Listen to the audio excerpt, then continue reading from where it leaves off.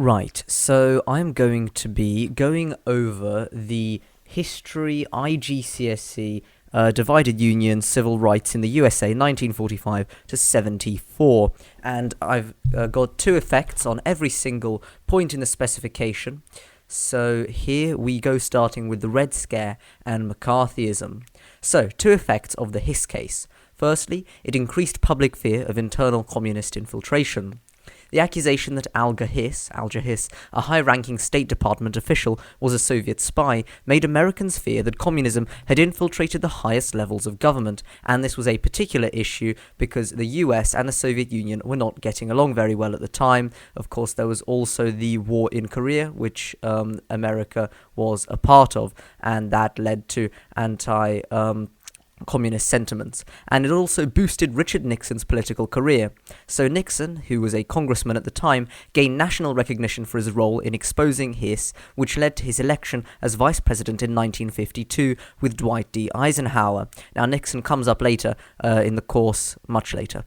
Anyway, two effects of the Rosenberg case. It heightened the sense of paranoia in the US.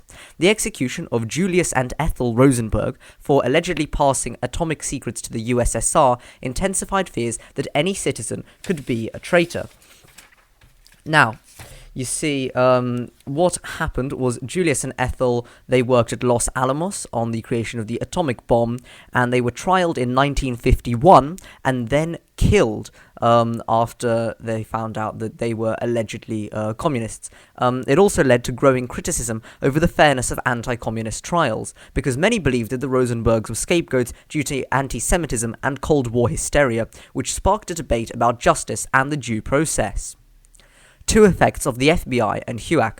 They helped institutionalize anti-communist investigations. So, the FBI under J. Edgar Hoover and HUAC, that is the House of Un-American Activities, played major roles in targeting suspected communists, creating a climate of fear. They also undermined civil liberties, as individuals were often interrogated without solid evidence, leading to job losses and ruined reputations, especially in the arts and education. For instance, the Hollywood 10, who we will get onto now. So, two effects of the Hollywood 10 case. It contributed to the blacklisting of hundreds in the film industry, because after refusing to testify, the Hollywood 10, they were 10 directors, producers, actors from Hollywood, they were jailed, and many lost work for suspected communist ties. It also symbolized the tensions between national security and the freedom of speech. So the case sparked a debate over the First Amendment and whether political beliefs should cost someone their career, because these people were obviously blacklisted. They couldn't go back to acting or directing in Hollywood. Now, two effects of McCarthy's methods. So firstly, they spread fear and false accusations. Senator Joseph McCarthy was a senator, and his aggressive tactics included unsubstantiated claims and public trials, which ruined lives without proof. For instance, Tidings in 1949, they also increased media attention and political drama. So his televised hearings, Ed Murrow's See It Now, for instance, gave him a platform, but they also led to his downfall once the public saw the baselessness of his claims and the fact that he essentially bullied the people. And yeah, there we go. So two effects of McCarthy's downfall. It marked the end of the Red Scare. End is in quotation marks because it didn't really, because he had the Cold War afterwards, but, less people were put on trial and things like that. So McCarthy's censure by the Senate in 1954 discredited extreme anti-communist tactics and led to more cautious politics. That's because, obviously, they found out that McCarthy had been faking photos, making up evidence against people, coming up with fake numbers, which was obviously very bad, and there we go. Secondly, it restored some civil liberties. So after his fall, public support for blacklisting and loyalty tests declined, helping to preserve constitutional rights. Now, two effects of McCarthyism overall. It damaged the USA's international image, because the persecutions of citizens for political beliefs contradicted the American ideal of liberty. It also caused long-lasting distrust in the government, because the fear-driven culture made Americans weary of political leaders, and it fostered cynicism. That is, of course, because McCarthy was a high-ranking official, and the public listened to him, believed him, and now they found out that he was making all of this up, and obviously that led to distrust. Now, Unit 2, Civil Rights in the 1950s. So we've got two effects of segregation and discrimination. Firstly, it reinforced economic and social inequalities because African Americans were denied quality education, healthcare, and housing, which limited opportunities. Secondly, it provoked organised resistance. For instance, groups like the NAACP, so NAACP stands for the National Association for the Advancement of Coloured People, they grew in strength, advocated for legal challenges to segregation and racial discrimination. Now, two effects of the influence of the Supreme Court and Congress. So firstly, it helped to overturn segregation laws, as you could see with landmark rulings like the Brown versus Board of Education or Brown versus Topeka, as it provided a legal basis for interrogation. Secondly, it exposed the limits of federal authority, as the court decisions often met resistance from southern states, showing that laws alone couldn't ensure compliance. So, two effects of the Brown versus the Board of Education in 1954. So firstly, it provided a legal foundation to challenge segregation across the USA. The Supreme Court ruled that separate but equal education was inherently unequal, and they overturned Plessy versus Ferguson of 1896. It also established the NAACP's legal campaign strategy as a powerful tool for change, as they helped with the Supreme Court ruling. It also triggered massive resistance in the South. Despite its importance, many southern states resisted the ruling through legal delays and violence. For example, in 1957, Arkansas Governor Orval Forbes used the National Guard to block black students from entering Little Rock High School, which required federal intervention, and we'll get onto that in a minute. So next up, two effects of the death of Emmett Till in 1955. Firstly, it shocked the nation and galvanized the civil rights movement. The open casket funeral and media coverage showed the brutality of Southern racism after 14-year-old Emmett Till was brutally murdered in Money, Mississippi after being accused of whistling at a woman. He walked into a shop, allegedly whistled at a woman, and then was just brutally murdered by the shop owners, I believe. And it also inspired youth activism and activism in general, as young African Americans like Rosa Parks and future members of the SNCC, that's SNCC, were motivated to take a stand against justice. Now, two effects of the Montgomery bus boycott 1955 to 56. Firstly, it demonstrated the economic power of African Americans. So the bus company lost a large amount of income, proving the effectiveness of non-violent protests. And this came as a result of Rosa Parks, who did not give up her seat on a bus. And secondly, it propelled Martin Luther King Jr. into national leadership. So his role in the boycott launched his career as the face of the civil rights movement, which obviously led to his famous speeches, the March on Washington, and everything of that sort. Now, two effects of the Little Rock crisis, which I mentioned a minute ago. It forced federal intervention to uphold desegregation, as President Eisenhower sent troops to protect the Little Rock Nine, asserting federal authority over state defiance. This is because following the Brown versus Board of Education ruling, Little Rock School District planned to desegregate Central High School, starting with the Little Rock Nine in September of 1957, and they faced significant resistance when trying to enter the school. It also highlighted ongoing resistance to integration. So this is because the hostile crowds and violence showed from white segregationists. It demonstrated how deeply rooted racism was in Southern society. And two effects of the Civil Rights Act 1957. This is not the later one, this is the 1950s one. So it was the first federal civil rights legislation since Reconstruction, and that was in the time of Lincoln, not on the spec. And the act aimed to provide voting rights and created the Civil Rights Commission to investigate violations. It also had a limited immediate impact, as southern states often ignored its provisions, and that showed the need for stronger enforcement, which came around later. And you could see the southern states and the issues with that here, with two effects of the revival of the Ku Klux Klan in the 1950s. So it increased violence against civil rights activists. The KKK used bombings, lynchings, and intimidation to resist desegregation. It also provoked national condemnation. Media exposure of KKK brutality turned public opinion in favor of the civil rights movement, of course, which is good for the movement and, of course, bad for the KKK. Unit 3, here we go, the impact of civil rights protests 1960 to 74. So, we've got the Anniston firebombing, two effects of that. It created public sympathy for civil rights activists, and that is because of the brutal firebombing of a bus carrying freedom riders in Anniston, Alabama, was widely covered in the media, which garnered sympathy for the civil rights cause. It also led to the federal protection for future freedom riders. The federal government, particularly under the Kennedy administration, provided protection for future freedom riders after the violent events. Sit-ins and voting rights, two effects. The sit-ins, especially those in Greensboro in 1960, led to the desegregation of lunch counters and other public facilities in southern cities after, civil rights campaigners went and sat down in sort of cafes and restaurants and refused to leave even when they were not allowed in. So this also led to the formation of the SNCC. So they sparked the formation of the Student Nonviolent Coordinating Committee, the SNCC, good to remember that one for the exam, a group that played a central role in organising direct action protests. And now two effects of the Meredith case. So it sparked riots and national attention on resistance to integration. So James Meredith's enrollment at the University of Mississippi in 1962 as the first African-American student sparked violent protests and riots. This resistance highlighted the deep-seated racial animosity in the South, and it also prompted federal enforcement of court rulings. So the violence surrounding Meredith's admission forced JFK to send federal marshals to enforce his enrollment.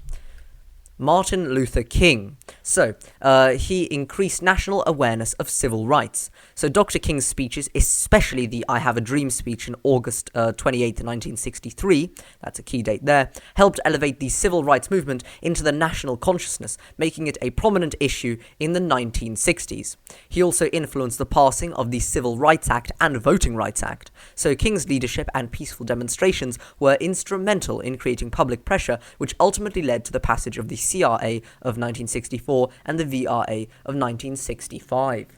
Birmingham campaign, this is not the one in the UK, it revealed violent enforcement of segregation. The brutal treatment of peaceful protesters, including children, by Birmingham police under Commissioner Bull Connor shocked the public, as images of police dogs and fire hoses were broadcast on national television, and these were used to attack the protesters. And it also led to desegregation in Birmingham and inspired further protests. So the campaign forced the city to desegregate public facilities, and it also inspired similar civil rights campaigns across the country. Washington March and the I Have a Dream speech, so it demonstrated mass peaceful support for civil rights. So the March on Washington in 1963 was one of the largest demonstrations in American history. It brought together a diverse group of people, so not just civil rights campaigners, who peacefully called for jobs, freedom, and equality. It also built momentum for the 1964 Civil Rights Act, so that's not the 1957 one. So the event helped create the momentum necessary for the passing of the Civil Rights Act of 1964, which was a key legislative victory for the civil rights movement. And Selma and voting rights, that's what's next. National outrage over Bloody Sunday increased support for civil rights. So the violent attack on marchers during the Selma to Montgomery March in 1965, particularly on Bloody Sunday, outraged the public and led to widespread sympathy for the civil rights movement. So that obviously is one effect, and the other one is it led directly to the 1965 Voting Rights Act. So the events in Selma were a key catalyst in the passage of the Voting Rights Act of 1965, which outlawed discriminatory voting practices like literacy tests and poll taxes, which were used to hinder people from voting. And now the Nation of Islam and Malcolm X.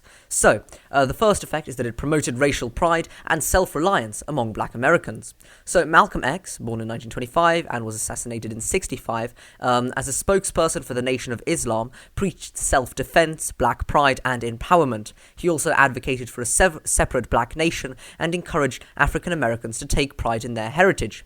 However, it also created tensions with non-violent civil rights groups. So Malcolm X's more militant stance on civil rights often put him at odds with more moderate figures like MLK, and it also led to tensions between groups within the broader civil rights movement, as well as alienating some of the general public. Now, the 1968 Olympics. So, firstly, they brought global attention to racial inequality in the US. The Black Power salute by Tommy Smith and John Carlos during the 1968 Olympics in Mexico City, where they raised their fists in protest of racial injustice in the US, brought global attention to the struggle for civil rights. However, it also resulted in punishment for the athletes. So the protests led to Smith and Carlos being expelled from the Olympics, and their actions sparked a national debate about the role of athletes in political protests. Stokely Carmichael, two effects of him. So firstly, he encouraged radical activism. As the leader of the Student Nonviolent Coordinating Committee, Carmichael popularized the phrase Black Power, advocating for racial pride, self-determination, and a more radical approach to achieving equality. However, this also alienated moderate supporters of civil rights. So Carmichael's embrace of more militant tactics and rhetoric distanced some civil rights organizations, particularly those who were committed to non-violent protests, such as the SCLC, from his vision. So this was similar to the issues with the Nation of Islam. And race riots. So firstly, they raised awareness of urban poverty and police brutality. The Watts riots in 1965, they were sparked by an incident of police brutality in a black neighborhood of Los Angeles, and it showed the deep racial inequalities and systematic oppression faced by African Americans in urban areas. However, it also reduced white support for civil rights due to the fears of disorder. So the violence were quite violent, and they spread across several cities. They led to many white Americans to associate the civil rights movement with social disorder, which reduced their support for the civil rights movement. And now the Black Panther Party, they improved local communities through social programs. The Black Panther Party, founded in 1966, implemented programs like the free breakfast for children, founded health clinics and education, which improved the lives of many in urban black communities. They also attracted the government's surveillance and political clashes with the police. So the Panthers' militant stance and armed self-defense tactics made them targets of government surveillance by the FBI. This led to violent clashes between the party and law enforcement, including the 1969 killing of Fred Hampton. Unit 4, other protest movements. So here we go. Growth of protest movements. They inspired widespread activism for various social causes. The civil rights movement of the 1960s essentially inspired a range of other protest movements, including those for women's rights, environmentalism, and anti-Vietnam War protests, which we'll have a look at in a minute, and it also deepened the generational divide in US society, as older Americans viewed the protests as a threat to the established order, while younger people felt that they were necessary to address inequality and injustice. Right, so the student movement and Vietnam, it firstly increased pressure on the government to withdraw from Vietnam, as the student-led protests against the Vietnam War, particularly after events like the Kent State shootings, led to increased public pressure on the US government to end the war. It also led to clashes with authorities. So the violent crackdowns on student protests included the National Guard shootings at Kent State in 1970, which alienated some supporters of the anti-war movement and tarnished its image a bit. And the Berkeley Free Speech Movement. So firstly, it encouraged students to challenge university rules. So the Berkeley Free Speech Movement of 1964, the FSM, encouraged students across the country to demand the right to free speech and political activism on college campuses. It also heightened campus unrest and media attention. So the movement and the subsequent protests brought significant media attention to the growing student activism of the 60s, which led to increased unrest on campuses and further demonstrations. And now the SDS and hippies. So firstly, they criticized war through protests and alternative lifestyle. So the Students for a Democratic Society, the SDS, and the counterculture of the 1960s, including hippies, criticized American consumerism, materialism, and the Vietnam War. They promoted an alternative lifestyle, or several of them, and they focused on peace, love, and environmentalism. However, they also prompted backlash from mainstream America, as the radicalism of the SDS and the lifestyle of the hippies, which often included experimentation with drugs and the rejection of traditional societal norms and social norms, provoked backlash from mainstream American society, including older generations and more conservative groups, so there wasn't as much support there. And now we're on to the women's rights movement. So we've got Betty Friedan, two effects. She spurred the modern feminist movement. So Friedan published a book called The Feminine Mystique in 1963, which exposed the dissatisfaction that many women felt with their traditional roles as housewives and mothers, sparking the modern feminist movement and calling for women's liberation. It also helped found NOW. So Friedan, along with other feminist leaders, helped establish the National Organization for Women, NOW, in 1966, which pushed for gender equality in employment, education, and reproductive rights. And now to effects of the women's liberation and abortion. So firstly, it increased public discussion on women's rights.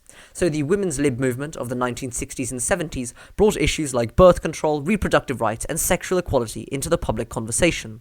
It also led to landmark rulings. So the movement's efforts led to significant legal victories, including the Supreme Court's rulings in Roe v. Wade in 1973, which legalized abortion and granted women greater control over their reproductive rights. Now, Phyllis Schlafly, she successfully campaigned against the ERA. So, Phyllis Schlafly, who was a conservative activist, led the campaign against the Equal Rights Amendment, the ERA, which NOW and Friedan were campaigning for, as they argued that it would undermine traditional family structures, and they actually succeeded in preventing its ratification, so it did not get ratified, did not get passed. It also strengthened conservative opposition to feminism. So Schlafly's efforts were part of a broader movement that helped galvanize conservative opposition to feminist gains, particularly in areas like the ERA and gender equality, which helped it not get passed. And now Unit 5, Nixon and Watergate nearing the end now. So, causes and features of Watergate, to effects of that, however, this is also useful in C questions. So, it exposed corruption and misuse of power in the Nixon administration, as the Watergate scandal revealed that members of Nixon's administration had been involved in a break-in at the Democratic National Committee, the DNC headquarters, and then they tried to cover it up. And this also led to Nixon's resignation, the first in US history. So, with mounting pressure from the investigation and the threat of impeachment, Nixon resigned on August the 8th, 1974. And the impact of Nixon and the new laws, to effects of that. Firstly, it undermined public trust in politicians, so Watergate severely damaged the American public's trust in their political leaders, which led to cynicism and a sense of distrust in the government. It also resulted in reforms. So, in response to the scandal, Congress passed new laws to limit presidential powers, such as the War Powers Act, 1973, and the Election Campaign Act, 1974, and essentially these sought to curb abuses of power and increase transparency in government. And finally, Gerald Ford and the pardon. So this is right at the very end of the course. It controversially ended the legal pursuit of Nixon. So President Gerald Ford's decision to pardon Richard Nixon for any crimes related to Watergate was very controversial, and it hurt Ford's popularity and political credibility. However, it also helped the nation move forward and away from the Watergate scandal. So despite the controversy, the pardon allowed the country to move past the scandal and focus on healing. But it also shifted political dynamics and affected Ford's ability to win the 1976 election. And there we go, that is effects on basically all of the spec points of America, the divided union, civil rights in the USA, 45 to 74. Of course, you should do your own revision for this if you want to get good grades. These are just two effects on each thing. They're quite simple. And thank you very much to my history teacher, for providing these and allowing me to make this video, which hopefully should help all of you. So there we go. Thank you for watching, and good luck in your exams.